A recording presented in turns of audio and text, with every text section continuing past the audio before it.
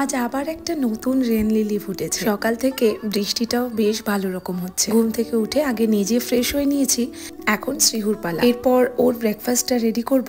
আজকে ওকে দিয়েছিলাম চিড়ে আর আপেল। এখন ও ব্রেকফাস্ট করছে আর তারপর নিজের জন্য কিছু রেডি করব। তার আগে বানিয়ে নিয়েছিলাম 1 গ্লাস শরবত। নিজের জন্য ব্রেকফাস্ট একটু পরেই রেডি করব, তার আগে শ্রীহুর সাথে একটু খেলাধুলো। আজকে বানাচ্ছি ব্রেকফাস্টে মসুর ডালের ধোসা। গতকাল এই ডালটা বেশি ভেজানো হয়েছিল, ওটাই রেখে দিয়েছিলাম, আজকে ওটা দিয়েই বানাচ্ছি।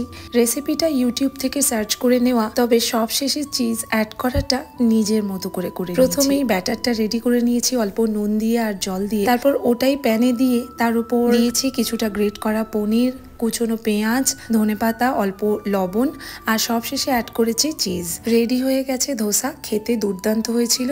যদিও আমি আচার নিয়েছিলাম, তবে ভেতরে যেহেতু চিজ রয়েছে তাই আচারটা না হলেও এমনিই ভালো লাগছিল।